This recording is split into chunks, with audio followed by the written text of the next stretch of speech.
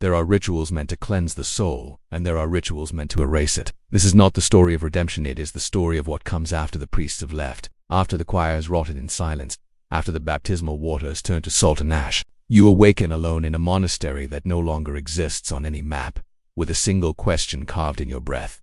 Who baptized you when no one was watching? There is no memory, only a ticking in your bones, only a trail of reversed footprints and a candle that flickers whenever you try to speak your name. This story is not about horror, though horror walks beside it. This is not a ghost story, though you may not be entirely alive. It is a recollection told in fragments stitched from ash, sung backward. An hourglass has been turned, but the sand does not fall down. It rises, and with it, something you tried to forget is being reborn. If you have time for a film-length confession carved in ink, memory, and silence, listen carefully, don't look away, and when the first name returns to your tongue, do not speak it, just remember. Chapter 1. The baptism that no one witnessed. You awaken face down on cold stone, the taste of salt on your lips and the faint scent of extinguished incense in your nostrils, as if some sacred thing had fled just before your eyes reopened. The chamber is silent but not still. Air shifts faintly around you, not from breeze, but from memory displacing itself. The robes on your body are damp, not with rain, but with water steeped in ash, clinging to your skin like a second burial shroud. You do not remember how you arrived. You do not remember who you are. But the weight of something performed some act. Some rite presses heavy across your shoulders. You lift your head and see it. An altar, low and unadorned, save for one object placed precisely at its center. A candle burned down to the nub, still warm. Next to it, an hourglass. It is wrong inverted. The sand does not fall. It rises, slow, determined, each grain climbing back into the upper chamber, as if time were retreating from your presence. You are not alone. Not entirely. Though no footsteps echo and no shadows move, you feel the air curve around something unseen, and your skin reacts. Your fingers tremble as they brush the hourglass. It hums not from magic but from memory, or someone else's. You cannot tell. On your left forearm, beneath the folds of the damp cloth, a sigil begins to warm. It was not there before. A circle with a cross through its center, shaped not by ink but by raised flesh, as if burned into you during your sleep or your baptism. Because that is what this must be. A baptism, but not of water, not of renewal. Something deeper, dirtier. You rise slowly, bones resisting, spine echoing with aches from lifetimes you have not yet reached. You scan the room. High ceilings, stained glass, long since blackened. No iconography remains, only silhouettes where saints once knelt, now eroded by soot. You are in a chapel, but no God resides here now. You approach the altar. The hourglass tilts ever so slightly in your direction. The motion is impossible. You did not touch it, and yet it responds to you, as if aware that you are watching. As if measuring not time but guilt. Etched into the wood beneath it are 4 words, carved in Latin. Though you do not recall ever learning the tongue, aqua memedi and servace, water remembers. You say the words aloud, and something inside your ribs pulls tight. Beneath the altar lies a basin. You kneel beside it, expecting water. But instead, a thick, gray liquid rests motionless within. Not oil, not blood. Something between. You dip your fingers in. It's cold at first, then scalding. But you cannot withdraw. Your hand has locked itself in penance. You close your eyes and the vision strikes. A corridor ropes. Voices chanting backwards. A child's cry interrupted by a splash. Then silence. You open your eyes, gasping. The basin is empty. Your hand is dry. The hourglass continues to rise. You glance to the walls, and them hang rows of thin cords, frayed at the ends, each tied to a nail. They are not decorations, they are reminders. Baptismal records for souls unnamed. Some cords are still wet. One hangs lower than the rest. You approach it. At its base dangles a token, a tooth, small, human. You back away, stomach twisting. But you know this place. You have never seen it, but it knows you. And you, in some forgotten depth, recognize its silence. Your name, if it exists, does not live in your mouth anymore. You touch your throat and feel nothing. No pulse, only rhythm. Something deeper, beneath skin, beneath thought. The rhythm of something waiting. You walk to the far end of the chamber. There, beneath a broken mural of what might have once been an angel or a beast, sits a chair carved from old wood. Symbols along its arms have been clawed away. The seat is damp. You sit anyway. And the moment you do, the candle flares behind you. A sound rings through the chapel, not a bell, but a breath. Yours. Inhale, exhale, then a whisper. You turn, but no one is there. Only the hourglass, now half full above, half empty below. Sand rising with each breath you take. You blink and see the memory again.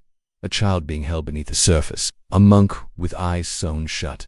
a scroll unfurling into fire. You rise from the chair. You approach the altar again. The candle has extinguished itself, leaving only smoke, and in it a shape, a key. You reach forward. It is not there, and yet it enters your palm. You feel it settle into the flesh like a splinter of flame. You gasp. You fall, but your hand remains closed, trembling. A door at the side of the chapel creaks open without wind, without touch. A corridor reveals itself. Darkness thick, but not empty. It breathes. You walk toward it. Not because you must, because something in you has always been walking toward it. You cross the threshold, and behind you, the hourglass tilts forward. Sand pauses. One grain hangs, suspended in the center of the glass. The chapel goes still. The ritual has begun again, and this time, there is no witness but you. Chapter 2. The bell that rings backward. The corridor does not narrow, yet the walls seem to press inward with each step you take. Not physically, but in memory, as if the air itself were folding around something you had once tried to forget. You walk in silence, though your footsteps echo strangely backward, delayed, like they are remembering the sound after you've made it. The torchlight sputters not from wind, but from hesitation. Ahead, a wooden archway carved with symbols long since chiseled away leans against crumbling stone. Beyond it, a small chamber opens wide like the mouth of something once divine and now only hungry. The air smells of metal and dried wax. In the center of the chamber, suspended from a thick rope blackened with mold, hangs a bell. It is not large, but its presence sways like a cathedral. It sways slightly, though there is no motion to stir it, and as you step closer, you realize the rope is not bound to the ceiling, but instead descends from a darkened void above a hole with no visible edge, like a throat that never learned how to sing. You feel it before you hear it, a vibration through the soles of your feet, up your spine, into your jaw. Then the sound begins, not loud, not even musical, but a reversal. The bell rings backward. The tone is sucked inward instead of released, as if time itself were choking on a memory. With each inhale of the bell song, images bloom behind your eyes. A woman kneeling beside a baptismal font, sobbing, hands outstretched, but there is no child. A monk turning a page that is already burnt. A boy scraping at the altar, trying to etch a name no one allowed him to speak. The bell continues to breathe its song in reverse, and something in you unlocks. Not knowledge, not vision, but wait. You are suddenly aware of a heaviness on your back. You reach behind and find a cord thin, frayed, tied around your neck, running down your spine. You pull gently. Something falls from beneath your robe. A pendant, crudely carved. It bears no emblem, only a groove in the center, worn smooth by fingers, yours perhaps, or someone else's long ago. You hold it to the bell. It warms, not with fire, but with memory. The bell reacts. Its tone deepens. Slower. The room darkens not with shadow, but with recollection. On the wall, stains begin to move. They swirl like ink bleeding into wet parchment. They form shapes: a table, a child, a hand held too tightly, a priesthood of faceless men watching. You close your eyes, and the bell chimes again, this time, not backward, just once. One true toll. And in that moment, you remember a name, not your own. A woman's lyra. It hits you like a wound. You open your mouth to speak it, and the bell gasps. The chamber trembles. Something has heard you. You back away, but the pendant grows heavier. The walls pulsed with invisible light. The stains crawl, reaching for you. You turn and run, down a passage now lit by veins of blue flame. Each footstep feels like it rips a page from a book written beneath your skin. Behind you, the bell tolls again, boot in pieces. A half sound of breath, a cry. You do not stop. Not yet. You descend a staircase of stone, slick with condensation that smells like brine and blood. At its base, a gate, iron, locked. But the pendant you carry slips from your grip, rolls across the floor, and melts. Not with heat, with resignation. The iron bars vanish ahead, another hole narrower. Your vision pulses. The sound of the bell is gone now, but something of it lingers, and you're hearing a hum that lives in the bones. You place your hand on the wall to steady yourself and recoil. It is warm, flesh-like breathing, but it is stone, or once was. The light fades again. You continue, now guided only by the throb of the remembered name. Lyra Schuetz somewhere, or her echo does, or the guilt she carries still walks ahead of you in barefoot steps. You arrive in a room lined with confessionals, all closed, all empty, but in the center sits a basin like the one before, but cracked. Inside, sand. Dry. Black still. You touch it, and the bell rings again once, faintly, in your chest. The sand stirs. Beneath its surface, something glows. A piece of glass. You retrieve it. It is a shard from an hourglass, jagged, warm. You press it against your forehead and see a child. You perhaps held under not by one hand, but many. No prayer spoken. Only silence. The sand was not used to mark time. It was meant to measure what could not be forgiven. You fall back. The glass cuts your skin. Blood drips into the basin. The sand absorbs it. The bell does not toll. Somewhere above, or within, you leave the room not by will, but by absence. It releases you, as if you are no longer worthy to remain. The corridor bends you, and far behind you, one last sound. The bell tolls once more, but no one hears it but you. And in that toll, a second name, this time, your own. Chapter 3. The font of salt and ash. You follow the scent before you see the room. It clings to the roof of your mouth, bitter, burnt, oceanic hand, settles in your throat like a prayer that was swallowed instead of spoken. The corridor narrows until your shoulders brush both walls, and the stone underfoot softens, as if it too has tired of holding weight. A faint light leaks from the cracks in the next doorway, not warm, not inviting, but sterile and trembling like breath in winter. When you push open the door, your eyes do not adjust. There is nothing to adjust to. The room is gray, not by color but by nature, a place where nothing has committed to being alive or dead. At the center sits the font. It is not carved, not sculpted, but formed, grown perhaps from the floor itself. A natural bloom of stone, cracked and crated, rimmed in black soot. It is not round, not symmetrical. It quivers slightly when you approach, as if recognizing your presence and shuddering at it. You look inside. The basin holds no holy water. Instead, a thick slurry of ash and salt churns slowly in circles, like a wound remembering how it was made. The edges are stained red in places, like dried blood long ago turned to iron. You reach forward, but the air between your fingers and the font resists, like passing through a veil. And then you hear it, a voice, not aloud.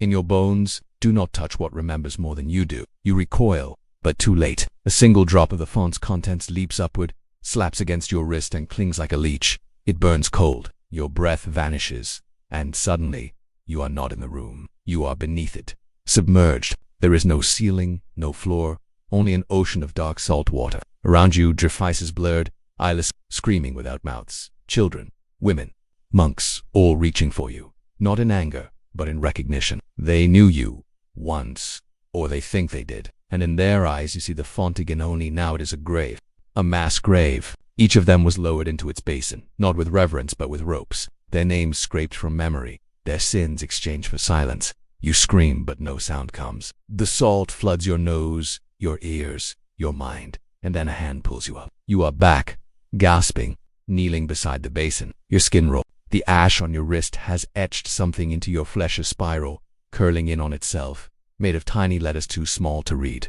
You try, you fail, but the spiral moves, slowly. And you know, this font is not meant to cleanse. It is meant to contain. Contain what? Not sin, not death.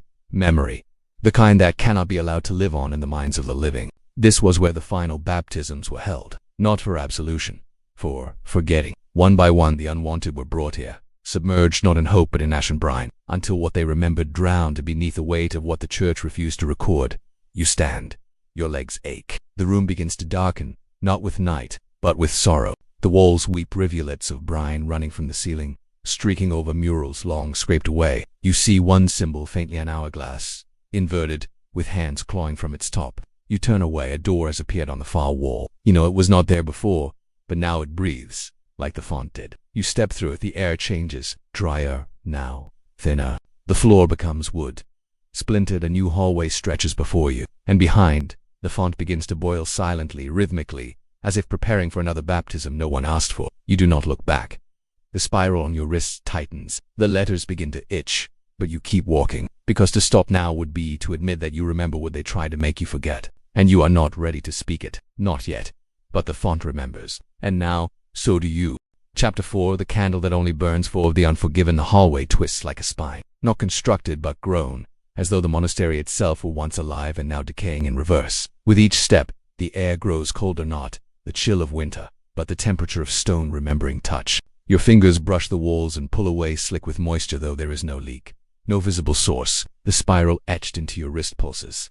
The letters shift under your skin. Ahead, a door waits. It is not closed. It is not open. It simply is, as if it has always been waiting for you to catch up with it. You do not knock. You do not need to. The door sighs as it yields, and you step into a chamber that feels like a throat narrow, breathing, lined with rows of waxen shapes, candles, hundreds, no, thousands, lining every wall, every crevice, every hollow of this impossible room, and every single one of them is unlit cold smooths, except one. At the very center of the room, on a pedestal of bone and rusted chain, a single candle burns. Its flame is wrong. It does not flicker. It does not move. It glows as if painted into reality by something that no longer believes in. You step closer, drawn by heat that doesn't warm.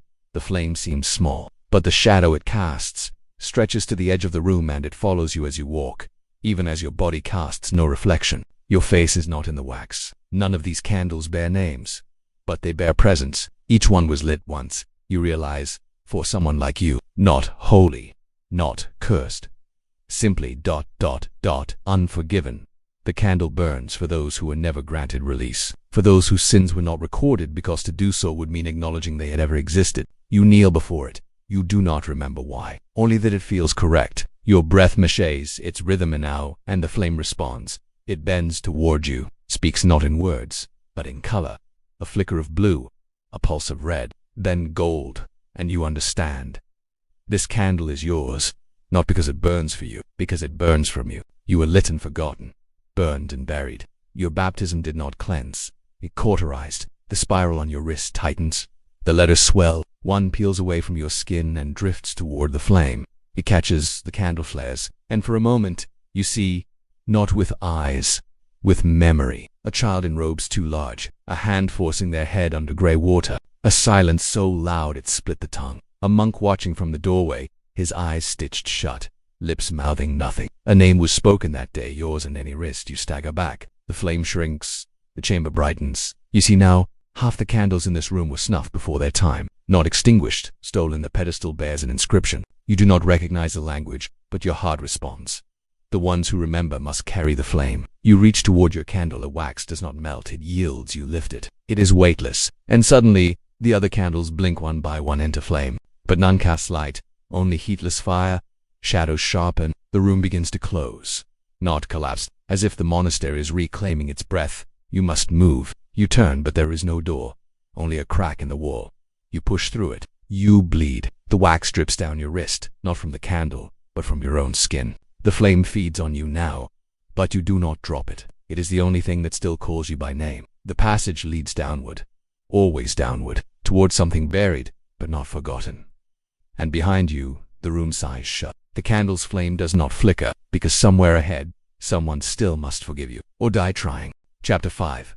The choir with no tongues. The stairs descend in uneven spirals, each step not carved but worn, as though 1,000 reluctant feet had walked this same path, dragged perhaps, or driven by rituals long since drowned in wax and brine. Your candle does not flicker, but the light bends strangely here, folding inward on itself as if the flame were trying not to be seen. Your own shadow is vanished. In its place, a smear of absence follows you, not on the wall but stitched to your heels, like something waiting to return to its body. The air thickens. It smells not of dust, not of rot, but as something older, linen soaked in prayer, parchment kissed by forgotten tongues, oil burned not for light but for silence. You reach the bottom of the stair and find yourself in a chamber shaped like a bell. The walls curve around you, smooth and damp, and lined with alcoves like mouths opened in mid-him. In each hollow sits a figure, robed, still, not statues, not quite corpses, something between. You approach the nearest and see this, where mouths once were, thick black thread has sealed the lips. The jaw beneath trembles slightly, as if desperate to open but long since lost the muscles to try. Their hands are folded over their laps, holding sheets of parchment. You reach for one, and the air crackles not in protest, but in mourning. The parchment crumbles as your fingers touch it, but the ink bleeds into your skin. A single sound etched in a language you do not know, but feel beneath your tongue. Your candle flares and every figure stirs, not violently, reverently, as if your presence were the missing word in a hymn they were never allowed to finish. One by one, their heads turn toward you, eyes wide, wet, hollow, and yet seeing. You cannot look away. The spiral on your wrist tightens. You feel a pull in your throat, like a song rising, but your lips will not move. One of the robed figures lifts a hand. The movement is stiff, cracking like dried branches. It points to the center of the chamber. There lies a circle of salt, unbroken, unbreached. Inside it, a choir book, open, pristine. You step toward it. The air shifts. Your ears pop. The candle dims. As you pass through the ring of salt, a sound hits you, not aloud, but in the chest. A throb, a note, minor, hollow, familiar. You lift the book. The pages turn themselves. Each line is written not in ink, but in blood. Thin, controlled, beautiful. You recognize the handwriting. It is your own. The candle's flame trembles. The robed figures begin to sway. No sound escapes them, but their bodies move with rhythm, with memory. as if the song still lives within them, though their tongues were taken. And that is when you realize the truth. These were not monks, not scribes. They were the choir, silenced, condemned, not to scream, not to sing. And you were their cantor, the leader of the liturgy, the voice that once gave them pity. The book in your hands was written from memory, not yours now, but yours then. You had prepared the last hymn and it was never sung. You do not remember why, but the room does. The candle flares suddenly, casting sharp, slicing shadows across the curved walls. A whisper reaches you not from the robed ones, but from within your mouth. The note you absorbed earlier begins to resonate. You do not sing. You simply become the sound. And the moment you do, every figure in the room opens their mouths thread-ripping, skin-tearing, not to cry out, but to harmonize. A silent choir, mouths ruined but voices pure, rising in dissonant glory. You stand in the center as the hymn you once composed but never dared perform unfolds around you in tones not meant for mortal ears. The salt beneath your feet glows. The book crumbles. The air begins to split. Through it, you see flashes of baptismal fonts, of screaming infants, of ink-stained scrolls set ablaze, of a younger you kneeling, listening, nodding, obeying, condemning, then silence. The harmony collapses. The figures slump, lifeless once more. Their offering made the room dims. The salt fades. The book is gone. And in your hand, the candle burns taller than before, though no wax is melted. The spiral on your wrist has unfolded. The letters now form words, one line, a command. Lead them back. You do not know who or where, but your feet begin to move. The candle lights your way through a doorway that was not there before. And behind you, in the chamber of the silenced choir, a single note lingers in the air, too soft to hear, too sharp to forget. Chapter 6. The hourglass buried in flesh. The passage narrows until your shoulders scrape both sides, and each breath feels like it costs something ancient. The candle in your hand no longer illuminates. It reveals. What was once stone becomes tendon. What was once wall becomes tissuette, pulsing, veined with seams that glow faintly with your heartbeat. You are walking inside something that remembers being alive. With each step, the air thickens not with heat, but with history, like breathing the sweat of the dead. Your feet stick slightly to the floor, where dried wax and blood form a mosaic of failed prayers. Then, the corridor opens. A chamber, low and circular, with walls lined not by icons or candles, but by hangings. They float, suspended by invisible threads, twitching faintly with memory. Each is swaddled in cloth, except the center, where one form lies exposed on a stone table. Naked, unrotted, and unmistakably human. You approach without meaning to. The candle burns higher. The spiral on your wrist throbs. The body is pale, stretched, the skin smooth like leather cured in fear. Across the chest, a deep vertical incision has been made, then sewn shut with something finer than thread. Hair, no, vein. The flesh twitches as you lean closer. A name is carved just beneath the collarbone, Salantius. You reach out. The skin yields to your touch, warm, Plyune. And then it splits. Not by your will, by recognition. The seam tears open from throat to navel without a drop of blood, as if this corpse had long awaited dissection. And there, within the cavity nestled between the ribs like a parasite, lies an hourglass, not made of glass, made of bone. Its frame is vertebrae, its sand a thick black powder that clings to the upper bulb, refusing to fall. You reach in. The moment your fingers brush it, pain ignites behind your eyes. You collapse. The room vanishes. In its place, a chapel on fire, a man screaming, a monk holding your face down beneath the font, a woman in white watching through a slit in the door, mouth stitched shut, her scream trapped behind embroidery. The hourglass burns in your hand. You are back in the chamber. You are screaming, but not aloud. The hourglass has attached itself. It burrows into your chest just beneath the sternum between bone and soul. You fall to your knees, fingers clawing the stone, breath shattering. The candle tumbles from your grip but stays lit. The figures on the wall begin to stir, not from life, from sympathy, from memory. They bow slightly, all at once, to you. Your eyes shaken. You pull aside your robe. Where your flesh once was smooth, it now bears a window. Bone glass protrudes slightly beneath your skin, and the sand within stirs lowly, not falling, but rising. The hourglass is alive. It does not track time. It tracks memory, and now it's inside you. Your candle flares. The doorway opens. You step away from the altar body, which begins to decay in real time. One of them rolls to your foot. You do not pick it up. You walk. The corridor hums. Your breath echoes through the hourglass beneath your ribs. You are no longer carrying the flame. You are feeding it. You are no longer a witness. You are You are no longer forgetting. You are being remembered. Chapter 7. The room of inverted names. The corridor narrows once more, but this time not into stone or flesh. It dissolves into parchment. Walls of brittle vellum etched with thousands of lines that flutter as you pass, not from wind but from recognition. Each step forward draws ink out of hiding, symbols bleeding into visibility only when your presence presses memory into the page. Your hourglass throbs beneath your ribs. The sand within it, thick and grainless, rises with each breath you draw. The candle burns unnaturally tall now, casting no shadow but warping every surface around it into pale reflections of words half. Then the room opens, not a grand hall, not a sanctuary, but something lower, closer, too wide, and too quiet to be a cell. The walls here are mirrors, and yet none reflect your face. Instead, each mirror bears a name carved in reverse. You try to read them aloud, but your mouth refuses to obey. The words bend on your tongue like broken prayers. You approach one of the mirrors. Your reflection shimmers half visible beneath the surface. The name carved at the top, Ilrak. The candle flares. The hourglass pulses. You know that name. It tastes like iron. You lift your hand, place it against the glass. The mirror breathes inward, then exhales a plume of dust that smells of ink and salt and burning skin. You are pulled forward, your forehead against the mirror, eyes closed by force, and in that darkness you remember, you were not always nameless. You had a role, a title, not sacred, but sanctioned. The keeper of the unspoken. You did not erase names. You inverted them, folded them backward, tucked them into silence, hid them behind rites no longer recorded. You look down.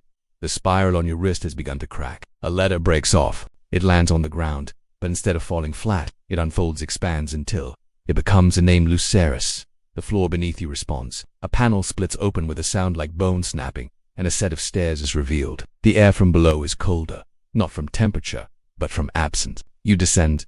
The candle flickers now, for the first time. It is unsure. Even the flame doubts what waits below. The room at the bottom is round, the ceiling domed, the walls made of slate-black tiles etched with names, some complete, some fragmented, all reversed. On a pedestal in the center, a quill made of human fingerbone. It floats above an open book, its pages stitched together from stretched skin, each line tattooed, not written, the ink faded but alive. You approach. The hourglass inside you freezes. The sand pauses, suspended in its defiance. You read the names. Some strike you like thunder, others coil in your stomach like snakes disturbed in winter. Each one is familiar. Each one is inverted. You close the book, you lift the quill. You do not know why, only that you must. It hovers over the blank square before you, and then, in your mind, not your voice, but someone else's, you hear the question, will you write it backward, or return it to the light? Your hand trembles. The spiral on your wrist bursts into flame. The candle flares with it. You stab the quill into your palm. Blood flows like ink, and on the page, one name appears, not reversed, not hidden, your true name. You cannot read it, but the book can. It absorbs the ink. The room shakes. The tiles along the wall crack. The names begin to rearrange. Some letters fall, others realign. The mirror room above. You run not from fear, but from finality. The flame in your hand begins to shrink. The hourglass begins to drain downward for the first time. Something has changed. You have remembered too much, and someone has remembered you. Chapter 8. The mouth in the stone baptistry. The passage twists down into a depth that feels not beneath them, but beneath memory itself, as though you are walking inside the cavity left behind by something once sacred and now devoured. Your breath becomes a ghost in your throat. The candle burns low but steady. Its flame, a pinprick in the dark, casting more sound than light. Every step echoes not forward, but upward, as if something far above were listening, or worse, recording. The walls around you drip not with water but with sound, condensed into rivulets that murmur broken prayers in a tongue your mouth refuses to recall. You follow the slope until it spills into a chamber not shaped by hands but by pressure, collapse, an old breath. It is circular, domed, and at its center sits a massive stone baptistry carved from a single monolith of obsidian. Its surface is alive with carvings, not symbols but mouths, dozens, hundreds, all shaped slightly different, all frozen mid-whisper. The base in the top is dry, cracked, crusted at its rim with a dust, the color of dried bone. You approach, and the hourglass beneath your chest throbs violently. The sand within rises faster, scraping against bone, stirring nausea in your spine. This place was not for the first baptisms. This was for the last, the final ritual. You reach the rim of the baptistry and see, carved into its lip, a single line, Nulla Vaba. No words after washing. You do not remember learning Latin, but your blood recognizes it. Your hand traces the words and your fingers twitch. Something beneath the stone's surface shifts, not move. A breeze slips out from the basin, dry as parchment, sweet as rot. The mouths around the stone begin to breathe, slowly, as one. Their lips part but do not speak. They pulse, and at the center of the basin, a mouth opens, not carved, Not decorative, alive, wide, fleshy, where it whispers your name. Not the one you were given, nor the one you wrote into the book, but the one you left behind at birth. The name og. You're silent. You stagger. The hourglass beneath your sternum begins to split. Cracks form in your skin around it. The bone glass pushing outward like a cyst ready to erupt. The candle shudders in your grip. The flame leans away from the baptistry. For the first time, the mouth continues to whisper not words, but concepts. Shame, ink, water, tongue. And with each whisper, one of the carved mouths on the stone shrivels and falls away like burnt paper. You realize they are being consumed. It is eating what memory remains. You speak aloud, not your voice, but someone else's. What are you? The mouth answers. The tongue that remains when all others have been cut. It smiles, the witness to unrecorded grace. You ask, what do you want? It replies, to baptize again, to reclaim what you tried to forget, to give you back what your silence stole. You want to flee, but the candle is now part of your flesh. The flame burrows into your palm like a root. You step back. The basin fills not with water, but with something thicker, milky, gray. It swirls in counterclockwise motion, then stops suddenly, flat and still as a blind eye. Place your head within, the mouth says, or remain half. The spiral on your wrist curls tight as wire. Blood beads along your forearm. The hourglass inside you groans. You kneel. Your body moves before your will. You lower your head into the basin. The liquid is cold, then warm, then nothing. The world vanishes. You are submerged in memory, not your own. You see a procession monks in robes of deep blue, their faces wrapped in gauze, each bearing a child. You are one of them, or perhaps all of them. You are carried to this very room, lowered into the basin. The mouth was not open then. It was sealed, but it watched. You scream beneath the water, and the water answers. A voice, not divined, not demonic, simply ancient. You are not the first to forget, but you may be the last to remember. The liquid seeps into your ears, your mouth, your lungs. You drown, you are born, you are buried, you rise, you wake. Your head jerks up from the basin. It is empty, dry. The candle has extinguished itself, and yet the room is filled with light, not of flame, but of memory. The mouths are gone. Only one remains, the living one. Now smaller, softer, it whispers. You are named now. The door behind you is closed. A new one opens. You do not remember walking through it. You only know your feet are wet. Your breath carries heat. The hourglass within your chest is full. For the first time, it is heavy. You carry not just memory, you carry testimony. And the baptistry behind you begins to hum not with voice, but with presence. The next time someone kneels there, it will be your voice that whispers their name. Chapter 9. The scroll that burns only when read. The door closes behind you without sound, and yet your bones register its finality. Ahead, the corridor expands into a vaulted archive, a place where the very air smells of restraint. Not dust, not deep. The walls here are lined not with shelves, but with narrow recesses, each one housing a single scroll wrapped in cloth, the color of dried blood, sealed with black wax. You walk between them and feel the pulse of every one. Not heartbeat, memory. Each scroll radiates something withheld. Your hourglass throbs within your chest like a warning. The flame, though extinguished, now glows faintly beneath your skin. You pause before a scroll larger than the others, sheathed in silk too thin to fully conceal the writing that bleeds through its surface. Symbols twist slowly on the cloth as if resisting your gaze. Above it, etched into the stone, the phrase, "Only he who dares forget may see." You hesitate, then read. The moment your fingers touch the wax seal, the spiral on your wrist spasms. One loop uncoils. The wax melts without heat. The scroll breathes.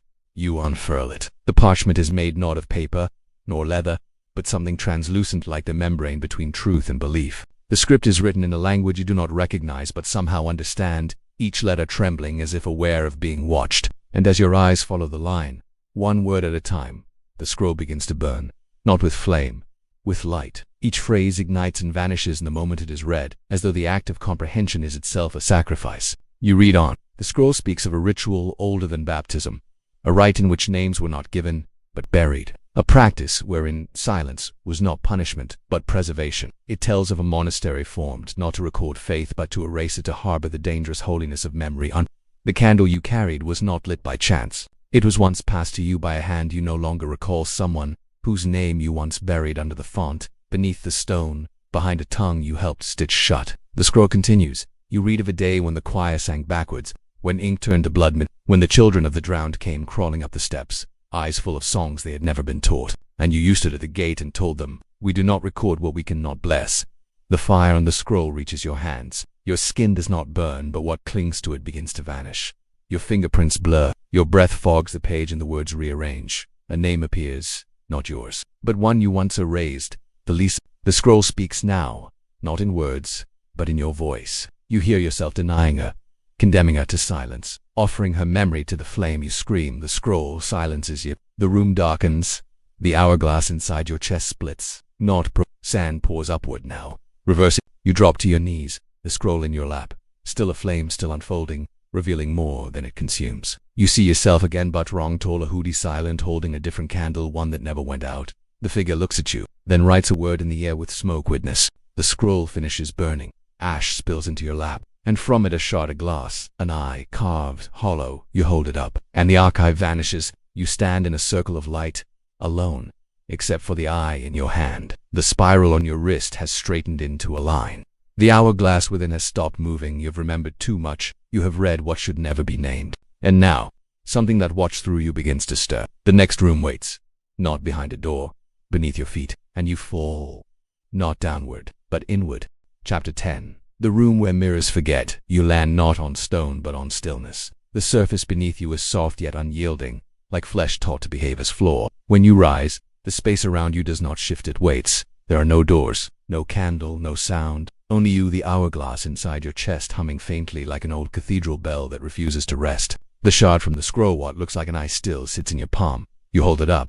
The room responds. Slowly, the walls around you shimmer into being, not built, but reflected. Each surface becomes a mirror, but not of silver or glass. These are mirrors that remember differently. They do not show you. They show what you were meant to be. In the first one, you are robed in light, mouth open in chant, leading a procession down a staircase made of ash. Your face is clear, confident, but your eyes are stitched shut. In the next, you are younger, a boy kneeling before a font filled not with water but with teeth. You drink. Your mouth fills with names. In another, you are crucified upside down, but not in pain. In ecstasy, around you monks gather, humming in reverse, writing your name across their arms in invisible ink. You turn. Every mirror shows a new version, twisted by omission, haunted by choices you do not remember making. And worse, some mirrors are blank. You press your hand against one. The shard in your palm glows. The mirror ripples. You are pulled inside, not in body, but in recognition. You are no longer in the room. You are him, the version in the mirror. You speak, but the voice is not yours. It is lower, more certain. You say words you do not understand, but the world obeys. People kneel. Choirs stop. Baptisms are reversed. Books scream. You hold the hourglass in your hand, not inside your chest, and you choose who forgets. You gasp. You are ejected back. The mirror solidifies. The shard in your palm is now embedded in your skin. You stagger. The hourglass beats like a second heart. Your shadow begins to move without you, pacing the walls, slipping into reflections you can no longer control. One mirror larger than the rest cracks at the edges as you approach. Inside it, you see nothing. Not darkness, not emptiness, nothing. It does not know you. You press your forehead to it. Whisper, "Who is I?" The mirror replies. Not aloud, but in sensation. You feel the moment your name was cut from parchment. The heat of the candle that sealed the book. The silence of those around you witnesses. Yes. But silent, complicit. You remember holding the needle, stitching a mouth shut, and being thanked for it. The mirror fractures. A single word echoes inside your skull. Return. Not where, not to whom, just the command. The shard in your palm pulses again. The mirrors begin to weep, not water, but ink. Names run down the walls. They pool at your feet, smear your robe, enter your pores. The room spins. The hourglass cracks. You fall to your knees. Every mirror in the room shatters except one. The first. The one where your eyes are sewn shut. That version of you steps forward out of the frame, into the room. It does not speak, it does not blink, it opens its hand. Inside is a second candle. Unlit, it offers it to you. You reach, but before you can take it, the room vanishes, and you are standing once again in stone cold familiar. The shard silent, the hourglass still. You hold the candle. You are no longer certain which of you returned, but the walls whisper. There are 3 more chambers.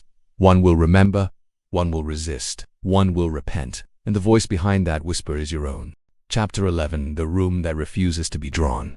The stone beneath your feet is firm again, but it no longer remembers how to echo. Your footsteps fall into silence, not because there is no sound, but because the room ahead has unlearned the rules of recognition. You carry the candle unlit, yet it emits a kind of pressure in your hand, like an expectation you cannot fulfill. The hourglass in your chest has ceased to tick. The sand has vanished entirely, leaving behind only the frame, hollow and still warm. Ahead, a threshold, an archway formed of collapsed geometry, angles bent in ways the eye detests. You do not remember passing through it, only standing inside a chamber that should not exist. It is blank, Not empty, not white blank. The floor resists weight.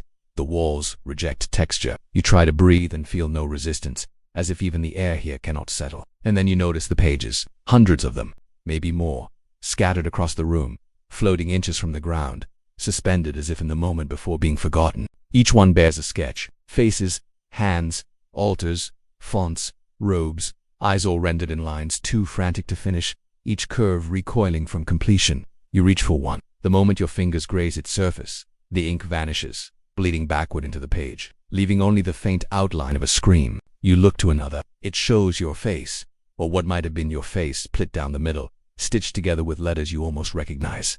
Then it too dissolves. You walk slowly, each step causing more pages to react. Some burst into ash. Some attempt to redraw themselves as you move. One floats directly in your path and bursts into flame, not fire, but negative flame, eating light rather than casting it. Behind you, no footsteps remain. Even your presence is being erased in real time. The candle flickers in your hand, still unlit, but now it hums. A note not heard but felt, vibrating against your palm like the exhale of a forgotten god. The spiral on your wrist reforms, not in flesh, but in light, and invisible pressure swirling beneath your skin, coaxing something long buried toward the surface. A sound begins, scribbling. You turn. A figure stands at the far wall, cloaked in black, its face a blur of brushstrokes constantly shifting, unable to settle. It holds a quill. It sketches upon the wall, and what it draws begins to exist. A table, a set of robes, a bowl of gray water. The instant it appears, the ink melts and the wall smooths itself again. The figure groans not in frustration, but in mourning. It turns to you. No mouth, no eyes. You do not ask who it is. It is the archivist of the unmade, the one tasked with recording what cannot survive being remembered. It gestures to the wall, then to the candle in your hand. You understand. You must try. You kneel. The candle lights itself. A small flame. Pale, fearful, you raise it toward the wall. The flame stretches, becomes a brush of light. In your other hand, the shard embedded in your palm rises, pulsing with clarity. You press it to the stone, not with ink, but with memory. You do not think. You allow the hourglass within your ribs to speak through your bones. You trace the outline of a door, a hand, a voice, a scream, a baptism in salt, a name reversed, a child kneeling in shallow water, a choir weeping blood. A final scroll turned to ash. The flame grows. The wall begins to accept your life. For the first time, the room flinches. You draw faster. Your wrist burns. Your eyes blur. The figure beside you kneels and joins you. The room begins to shake, not from collapse, from recognition. You are giving it form. You are remembering it into existence. And that is when the wall opens, not like a door, but like an eye forced to open after centuries of blindness. Inside, not darkness, but a realm where nothing has been forgotten, because nothing has yet been allowed to exist fully enough to be lost. The figure stops drawing. It bows. It erases itself. You step through the open wall. The spiral on your wrist vanishes. The candle burns clean. The hourglass ticks once, then stops. And ahead of you, in the room where nothing had dared form a face, a name begins to shape itself in the air, yours, fully, without reversal. And in the next chamber, it waits to be spoken. Chapter 12. The baptism reversed. The name that floats before you begins to unravel, not dissolve, but loosened like a knot finally ready to be untied after centuries of tension. It hovers, each letter pulsing with memory, and you feel your spine respond, vertebrae unlocking one by one as if bracing for something your body once endured and never healed from. You step forward, through the archway carved not of stone but of silence, solidified. The chamber beyond is impossibly wide, lit from nowhere, suspended in a haze of breathless air and echoing light. And in the center a font, familiar, monolithic, carved from the same black obsidian as the baptistry before. But this one is whole, perfect, untouched. Its surface gleams not with water but with reflection. You see yourself in it, not as you are, but as you were when this rite first occurred. A child, shivering, eyes full of obedience, mouth sealed by awe, and beside the font stands a figure in white, cloaked, hooded, their face veiled by parchment stitched together from broken verses. They hold no candle, no scripture, only a shallow bowl. In it ash, bone, salt, blood. They speak, and though you do not hear words, the sound strikes your knees, and you fall, not in reverence and recall. This was not a baptism of faith. It was a sealing, a ritual designed to silence a generation of names. You reach into your chest, not physically, spiritually. You find the hourglass there, hollow, cold. You lift it in your mind and hold it out. The figure in white sees it, nods, and extends their bowl. You are to pour it back in, to return what you once were given. You hesitate, but the name in the air tightens. Its letters begin to twist, unravel, threaten to erase again. You obey. You pour the last of your memory, the dry shell of what once marked Tim, into the bowl. The contents hiss. Smoke rises, and the figure tips it into the font. The reflection vanishes. The obsidian trembles. The font begins to drink. The bowl melts. And then the figure speaks not aloud, but through every wall, every bone, every scar still stitched shut. Will you be You cannot answer. Only stand. Only kneel again. The water rises from the font, not like a wave, but like a breath held too long. It envelops your face, your body, your mind. It presses in, not to cleanse, but to return. You gasp, and the world goes white, and then black, and then you see, not the chamber, not the font, but the moment before. You are standing outside the monastery, a boy again, holding the candle, the original flame. You are alone. No one forced you in. No one whispered lies. You entered willingly, because they promised you silence. You understand now, this was not about memory. This was about erasure as sanctuary. You sought forgetfulness not to escape pain, but to escape guilt. And you have failed. The baptism begins to reverse. The water clings to you, thick with the names you buried. You hear them spoken aloud, not by others, but by your own voice. One by one. 100 names, 1,000, each one a life undone by your silence. The font overflows. The figure in white begins to unravel. Their veil falls. Beneath it, your face. Your own. Older, wary, ashen. You scream, but it is not fear. It is acceptance. The hourglass reappears in your chest, filled but not with sand. With names. With memory. With voice. The figure itself smiles, not kindly, not cruelly, but finally. And the font cracks. The water evaporates. Your skin is dry. But beneath it, fire. The baptism is undone. You are whole. You are not innocent. You are not forgiven. But you are named again. A door opens, though you never see it. The candle is lit once more, its flame taller than ever. The room fades, and in the distance, you hear something you thought impossible, the sound of a mouth unstitched beginning to sing. Chapter 13. The choir that remembers your name. The corridor narrows into sound. Not silence, not music. Sound raw, unformed, pulsing like breath that was never exhaled. The flame in your hand no longer lights the way. It vibrates with each footstep, matching tempo with something old and waiting. The name you reclaimed sits heavy on your shoulders, not as guilt, but as gravity. You walk not toward a destination, but into a reckoning. The air thickens. You enter a chamber wider than the icon trays, roofless, wallless, held up only by voices. And there they are, the choir, 1,000 figures draped in threadbare robes, their mouths opened not in song, but in memory. Each one wears a veil of gauze.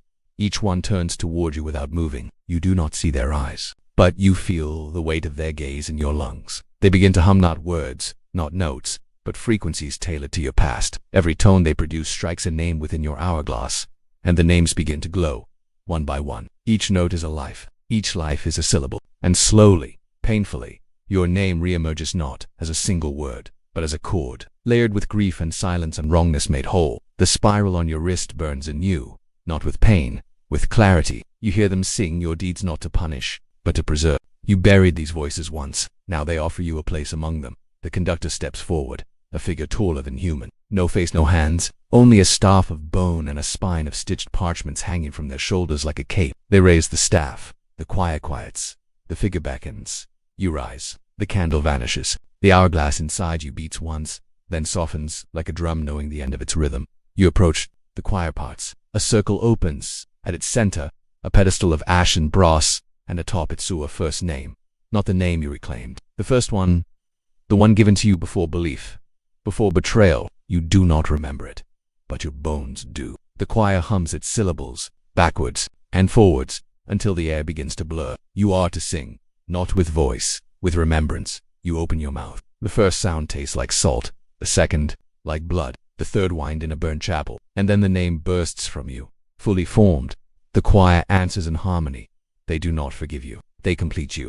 The conductor lowers the staff. A second name appears beside the first. Valicia, the name you buried longest, the voice you sealed. Her note rises above the rest, pure, unshaken, and the choir roars into song, not lament, not celebration, but reckoning. Every name they ever carried erupts into light. The chamber shatters, but no debris falls, only truth. You look around. Each singer wears a version of your robe. Each veil bears a stitch you once made. And now, each one opens their mouth to offer back what you took. You do not weep, you listen. And somewhere, far from this place, a monastery begins to burn not from flame, but from remembrance. You feel your limbs realign. Your breath slows. The hourglass inside you turns one last time, and the choir falls silent. All eyes turn to you, and in unison, they speak, "Are you ready to leave?" Chapter 14, The Gate of Final Breath. You do not answer. The choir does not wait. They part once more, not in reverence, but in release, and before you now stands the gate, not made of stone or iron, but of breath. Two pillars, translucent and trembling, formed entirely from exhale held too long, converge to frame a threshold where air forgets how to return. There is no handle, no hinges, no lock, only expectancy. You approach, and for a moment, it tightens like lungs resisting one final inhale. Behind you, the last notes of the choir are unraveling into thread-thin harmonies that do not fade, but settle into the marrow of the floor. The name you remembered now pulses just above your heart, a syllable-shaped ember that glows with each heartbeat. The candle is gone. The hourglass no longer ticks. Instead, it swells inside you like a dormant organ rediscovering its rhythm. You feel it, the balance between what was taken and what was offered. The breath of the gate begins to stir. You are no longer watched. You are awaited. The conductor stands behind you, their parchment face blank, the staff limp at their side. No sound is spoken, but the message is clear. They cannot follow. What lies ahead belongs only to you. You look down. The shard in your hand has dissolved into your skin. The spiral on your wrist, long since unraveled, now reappears not as a mark, but as a vein of light. You step forward. The ground beneath your feet becomes unstable, not breaking, but it no longer wishes to remember your weight. And still, you continue. Beyond the gate lies a space neither dark nor bright. It is a vacuum of identity, a place where names are surrendered and the air tastes of stone and ash. You step into it, and instantly your thoughts slow. Not from fear, from reverence. The room, if it can be called that, is spherical, infinite in sensation, yet intimately close. At its center, an altar made of bone, clean, patient, waiting. Upon it a bowl, empty. Beside it, a mask, carved in your likeness, but younger, innocent, a version of you that has not yet spoken. You approach and understand what is to be done. The final act, the closing rite. You kneel. The mask stares at you, not accusingly, lovingly. It is what you lost. Not to time, to choice. The air around the altar begins to hum, not with sound, but with vibration, as if the void itself recognizes this moment. You place your hand over the bowl and begin to speak. Not words, not confession, just breath. The kind of breath you've kept too long, the kind you once denied others. Each exhale carries fragments of names. Belisha, the drowned boy, the mute sister, the child who never opened his eyes, the monk who remembered too much. Each name falls into the bowl, invisible but weighty, and with each a portion of you dissolves not in pain, but in light. The more you offer, the clearer the space becomes. You begin to remember the monastery before it was silence. You see faces, meals, laughter. You remember the first lie told in kindness, the first truth hidden out of fear. You remember the oath to preserve only what does not wound. You remember breaking it. The altar accepts everything. And then, when nothing is left to breathe out, the bowl overflows not with blood, nor fire, but with wind. It rises, circles you, embraces, and then the altar cracks. The mask collapses into ash. You remain hollowed, named, full of something new. A doorway opens, not before you, behind, where you entered. It calls you not to exit, but to witness. You are no longer penitent. You are no longer keeper. You are vessel. You turn. The gate has changed. The pillars now glow with breath given, not held. And the choir, though no longer visible, sings softly, just below hearing, guiding the wind toward closure. As you pass back through the gate, the hourglass inside you hums once more, not in finality. In rhythm, you are not free, but you are complete. And when you look down at your hand, the spiral is no longer spiral. It is a flame, and it does not burn. Chapter 15, The Witness in the Ash Monastery. You step beyond the gate, and there is no threshold, no resistance. The world does not greet you, nor does it ignore you.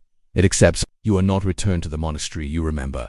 That place is gone, burned by memory, devoured by voice. It lives now only in the scars of your bones and the spiral that once marked your forgetting. You walk on dust that used to be stone. You breathe air that was once prayer. And all around you, nothing dares sing, because every song has already been sung. The sky above the ruins bleeds amber, not with sun, but with aftermath. You tread through silence, and yet each step feels witnessed, not by eyes, by echoes. The choir is gone, but the harmony lingers, stitched into the wind, humming faintly through the ribs of collapsed archways and beneath the remnants of shattered fonts. You pass what remains of the old baptistery, now hollowed into a crater of remembrance. There is no water, only salt. You kneel and touch it. The hourglass within your chest vibrates softly, not with urgency, but with rhythm. A different rhythm, one you did not learn, but were born with. You rise. Your hand is marked now not with ash or spiral, but with light, a light that flickers only when you lie. Ahead stands the last structure untouched. The scriptorium, its windows shattered, its doors warped, but its walls remain, perhaps because they never wrote lies upon them. You enter. Inside, every scroll you once buried in fire is restored, laid open, written in reverse. Their words read you. Each name you forgot is written there in gold. Not as punishment, as permanence. You reach for one. Felicia, her scroll is blank, but when you touch it, her voice fills the air. She does not condemn you. She sings a lullaby meant for a child who never slept. You weep, not for her, for yourself, for the version of you who thought silence was safe. You read, and for each name spoken aloud, a candle reignites on the wall, until the room glows with memory. The scriptorium becomes warm, real, alive, and then it speaks. Not a voice, not a god. It says, you may stay or you may witness. You understand. To stay is to keep, to rest, to rebuild. But to witness is to go where no name is spoken and remind the world of those once sealed in ash. You look down. The hourglass in your chest cracks not from damage, but from fullness. It spills not sand, not memory, voice. You breathe in, and for the first time, the breath does not taste like guilt. It tastes like air, new, free. You stand at the door of the scriptorium. Behind you, the monastery begins to dissolve, not vanish, but shift. It is no longer a place. It is now a moment carried inside you, a place you can never revisit, because it now is you. The flame on your hand remains. You take the first step toward the world, not to escape, to witness. And as you walk, the wind carries your name. Fully spoken, no longer reversed, no longer silenced, just no. If you've followed this voice through all 15 chapters, then perhaps something inside you remembers too. Not everything needs to be believed, but some stories only survive if they're heard. So if this tale stirred even a flicker of silence in you, give it a like. Subscribe to the channel. Let's keep building a place for the voices that history erased. Now breathe and carry the hourglass forward.